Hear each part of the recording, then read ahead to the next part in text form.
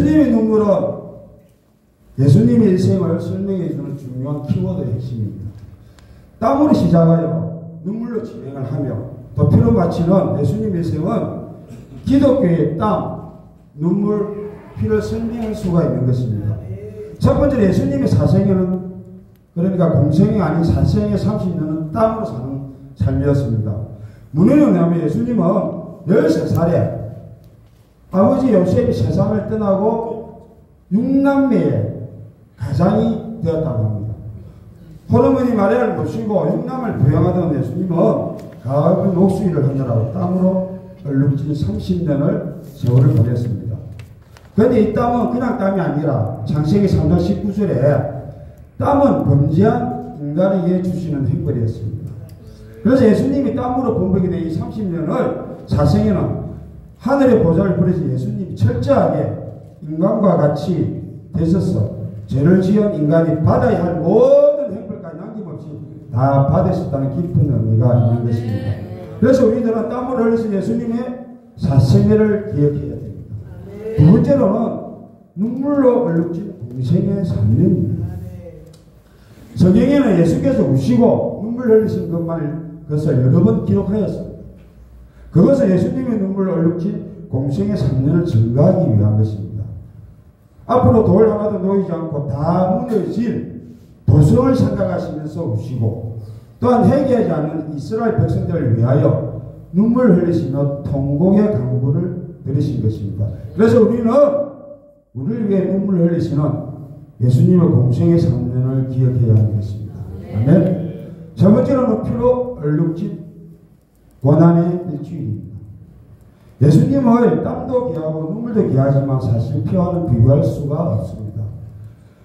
예수님이 종려 가지나무로 도성이 들어오고 난 뒤에 그 고난 주간 한 주간은 십자가의 피의 일주일이었습니다. 구약의 레위기 말씀처럼 피는 곧 생명이기에 예수님이 십자가에서 피를 흘려서 죽으셨지만 생명의 부활로 마감하셨습니다. 그렇게 해주심으로써 우리들의 주홍같이 굵은 죄가 사해지는 역사가 일어나게 되었습니다. 우리는 이 피 흘린 고난 주간을 기억해야 합니다. 오늘 3대지로 이걸로 설명을 마치려 하다가 핵심만 해서 마치려 하다가 시간이 많이 남아서 계속하도록 하겠습니다. 그래서 우리들은 땀으로 사시고 눈물로 사해가시며 십자가에 못 박혀 피 흘리며 죽으신 이 예수를 하나님이 주와 그리스도가 되게 하셨기에 하나님이 생명의 주를 죽은 자 가운데 그를 살리셨기에 생명이 빚진 자인 오늘의 우리들은 이 일의 증인이 되어야 합니다. 아멘이십니까? 그렇습니다. 저는 예수님과의 제로서 큰 타이틀로 말씀을 전하나 오늘 말씀을 전할 소제목은 예수 증인, 예수 그리스도의 증인이라는 타이틀을 가지고 말씀을 전하고자 합니다. 본문, 소제 본문을 다시 한번 보도록 하겠습니다. 누가복음 24장, 누가복음 24장 신약 140페이지입니다. 누가복음 24장 44절에서 48절의 말씀입니다. 찾으시면 하면 부탁하겠습니다. 자, 다같이 합독으로 공독하도록 하겠습니다. 또 이르시되 내가 너희와 함께 있을 때에 너희에게 말한 바 곧 모세의 율법과 선지자의 글과 시편의 나를 가리켜 기록된 모든 것이 이루어져야 하리라 한 말이 이것이라 하시고 이에 또 이르시되 이같이 고난을 받고 죽은 자 가운데서 살아난 것과 또 그의 이름으로 제사함을 얻게 하는 회개가 예루살렘으로부터 시작하여 모든 족속에게 전파될 것이 기록되었으니 너희는 이 모든 일의 증인이라. 아멘. 성경은 우리에게 많은 것을 알려주고 있습니다. 가르쳐주고 있습니다. 방향을 제시하고 주고 있습니다. 디모데후서 3장 16절의 말씀을 보면 모든 성경은 하나님의 감동으로 기록되었다고 하고 있습니다. 그래서 성경은 창세기부터 요한계시록까지 창조, 구원, 사탄, 자연왕국, 심판 등 모든 일들을 말하고 있으나 성경의 핵심은 예수를 말하며 죽으시고 부활하신 예수 그리스도를 말하고 있습니다. 그래서 신앙은 예수를 만나면서 시작되는 것입니다. 구약 때는 하나님과의 직접적인 만남을 통해서 복을 받고 징계를 받았습니다. 그리고 순종하는 아브라함, 믿음의 이삭, 이스라엘의 야곱, 모세 등 믿음의 사람들을 만나주시면서 구속 사역을 이끌고 왔습니다. 신약 때는 예수를 통하여 십자가 죽음의 보혈로 죄를 씻어주시어 영적 구원을 만나주셨고 부활하시어 다시 지금의 우리들에게 성경의 말씀으로 그리고 성령으로 만나주시며 나중 다시 오시리라 약속하시고 하나님 우편에 앉아 계십니다. 요한복음 14장 3절 말씀을 다 같이 한번 보도록 하겠습니다.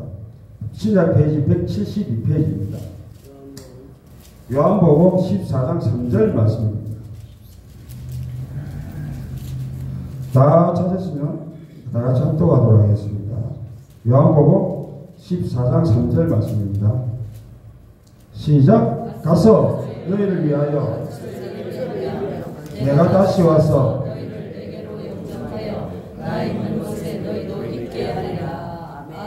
약속하셨습니다. 아멘. 그래서 우리가 늘 접하는 성경에 오직 예수 그리스도만 있으니 우리들은 예수 그리스도를 늘 만나고 알고 기억하고 따라가야 합니다. 성경은 아담 이후 믿음의 사람들이 예수의 포가 되고 또 예수를 증언하고 예수가 죽어야 구원이 이루어진다는 것을 예언하고 증언하고 있습니다. 특히 모세는 예수가 오셔서 죽어야 하는 이유를 말하고 있습니다. 모세오경 중 창세기에서 예수의 탄생은 이미 예언하고 율법을 통해서 죄를 지적하며 그리스도가 필요함을 강조하였습니다. 이렇게 성경은 모세와 선지자와 예수 증인에 관해 말을 하면서 이들 모두가 결국 하나님이 계획하신 구원의 뜻을 실천하실 메시아 예수 그리스도에 대해서 말씀하고 있는 것입니다. 그렇습니다. 모세는 주전 1300년경에 활동한 사람으로 알려졌는데 그는 하나님 주신 영감으로 천지 창조를 시작으로 한 가거사를 기록했습니다.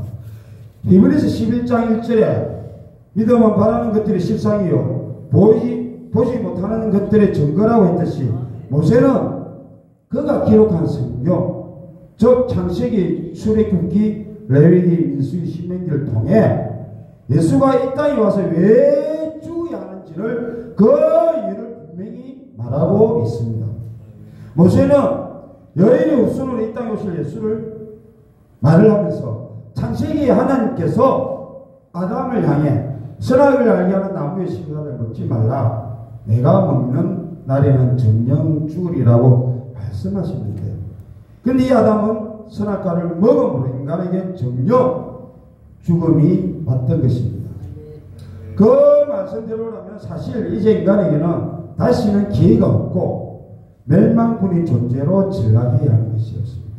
그러나 모세는 정녕 죽어야 할 이 문제를 놓고 하나님이 주신 굉장한 꿈과 소망을 성경에 기록하였던 것입니다. 다 같이 한번 보도록 하겠습니다. 모세 창세기 3장 15절 말씀입니다.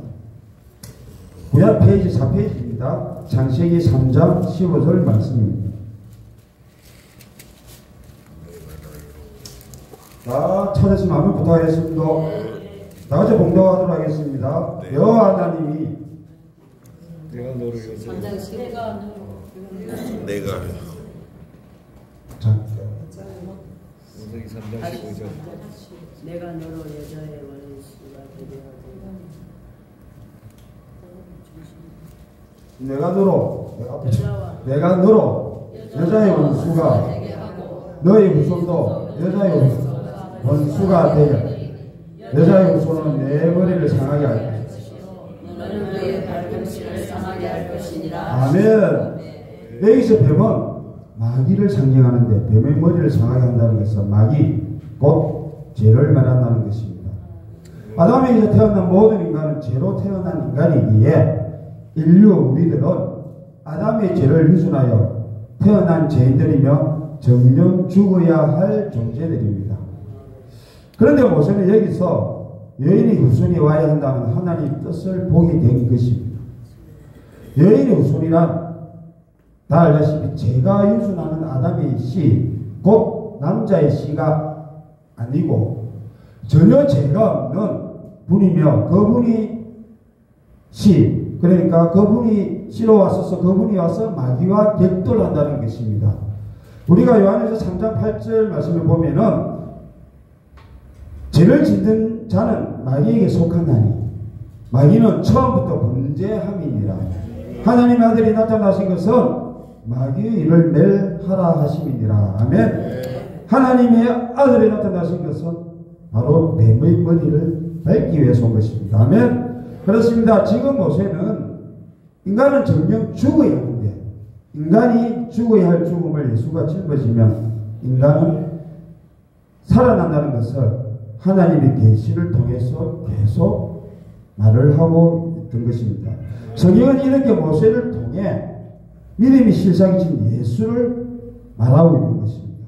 모세는 시내산에서 하나님 주신 율법을 받아온 사람입니다.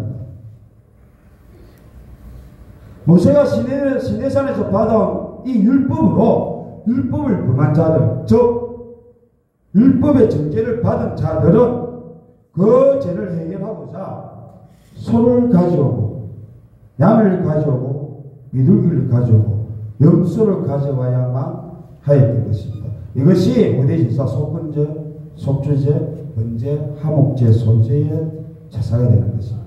그래서 정죄를 받은 자들이 죽어야 할 죄를 대신하여 짐승들이 구약에는 죽었던 것입니다. 짐승이 피 흘려 죽으면 그 사람이 용서를 받았습니다. 그것은 그 용서는 그러나 영원한 것이 아니라 일시적이었던 것입니다. 그래서 그것은 하나님의 비유로 보면은 그림자에 불과했던 것입니다. 그들은 지금 짐승의 피를 흘리고 있지만 자신의 죄를 대신해서 죽을 죄의 유전이 전혀 없는 여인의 후손인 예수가 오기를 간절히 기다렸던 것입니다. 예수가 와서 아담이 죽어야 할 죄를 대신 짊어지고 죽는 순간 인류의 죽음이 완전히 끝났다는 것을 그들은 믿음의 선배들은 믿음으로 바라보고 있었던 것입니다. 아멘. 이것이 바로 히브리서 11장 1절의 말씀에 믿음이 바라보는 것들의 실상이요 보지 못하는 것들의 증거인 것이라고 말을 하신 것입니다. 그렇습니다. 성경은 이렇게 모세가 율법으로 죄라는 죄를 모조리 지적하고 믿음의 선지자는 그 죄를 담당하실 메시아를 예언하며 정의는 그가 바로 우리 구주 예수님을 증거하는 것입니다. 예수 그리스도가 이 땅에 오셨을 당시 유대인의 눈에는 예수가 율법을 파괴하는 자로 비쳤습니다. 왜냐하면 유대인의 법으로 볼 때 안식일에는 병을 고쳐서는 안 되고 미일 이상을 먹어서도 안 되고 보리 이상을 걸어도 안 된다는 많은 제약이 있었습니다. 그런데 예수께서는 이 땅에 오셔서 안식일에 병을 고치시고 그의 제자들이 안식일에 밀 이삭을 비벼 먹으며 또 마음대로 돌아다니는 것을 보자 유대인들은 예수가 안식일을 파괴하는 율법의 파괴자로 생각하였던 것입니다. 그래서 유대인들이 지닌 안식의 개념은 뭐냐? 율법을 지키는 것에 있었던 것입니다.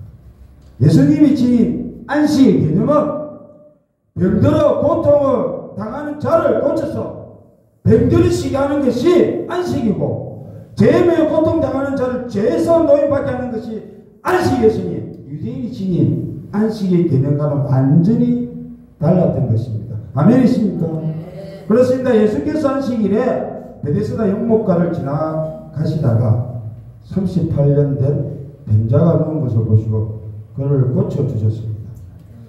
유대인이 병고침 받은 자에 와서 묻습니다. 안식일에 네가 자리를 들고 가는 것이 옳지 아니라 하고 말하며 누가 고쳐주더냐라고 묻습니다. 그러나 병 고침을 받은 자도 누가 자기를 고쳐주었는지를 몰랐습니다. 그 후에 예수께서 성전에서 그 사람을 만나자 하시는 말씀이 보라 내가 나았으니 더 심한 것이 생기지 않게 다시는 죄를 범하지 말라고 말씀하시고 계십니다. 이 말은 곧 그에게 일어나 내 자리를 들고 걸어가라고 하실 때에 육체의 병만 고쳤을 뿐 아니라 영혼의 안식을 파괴하는 죄도 사해 주심을 우리가 알 수 있어야 되는 것입니다. 아멘이십니까? 다 같이 한번 보도록 하겠습니다. 마태복음 12장 8절의 말씀입니다. 마태복음 12장 8절의 말씀입니다.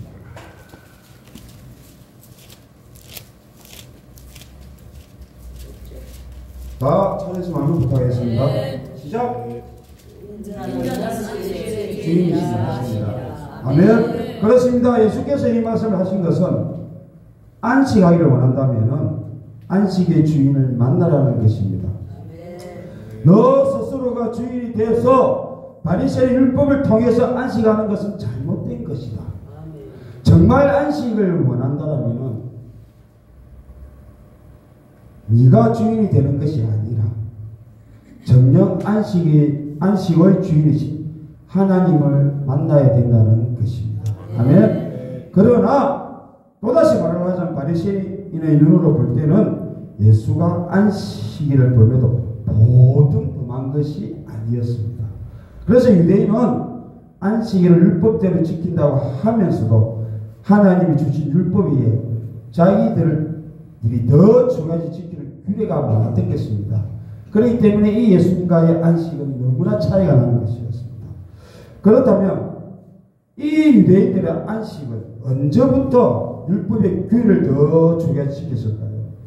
사실 이스라엘 백성에게 우상숭배하는 하나님께서 우상숭배하는 죄가 만연할 때는 하나님께서 이스라엘 백성을 우상숭배하는 바벨론에 포로로 잡혀가게 하셨습니다.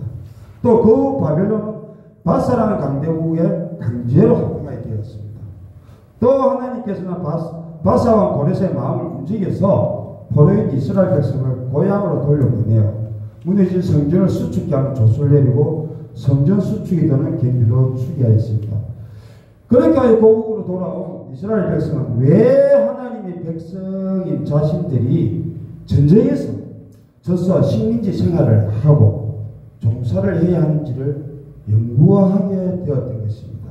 그 결과 우상숭배할 때는 우상숭배하는 바벨론, 안식일을 지키지 않을 때는 안식일 없는 아수르로 끌려가게 하시고, 또 자기들이 지금까지 겪은 과거로 볼 때 하나님의 법대로 살지 않을 때마다 안식이 파괴되었다는 것을 깨닫게 되었던 것입니다.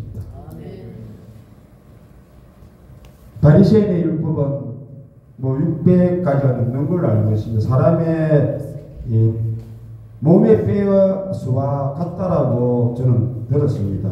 그래서 정확한 기억은 예전에 기억했는데 세월이 지나니까 까먹은 600가지 하여튼 넘는 걸로 알고 있습니다. 그래서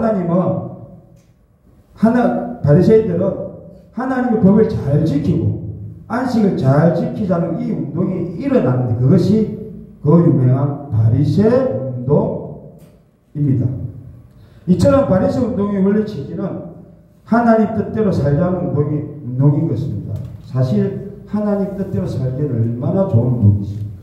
그런데 그것이 지나서서 안식일에 바늘을 가져가면 바늘 운반제, 들고 가던 지팡이로 땅이 파이면 박감제, 허리를 구부렸다 펴면 노동한죄 등과 같이 지나치게 철저히 안식을 지키려 한 것이 문제였던 것입니다.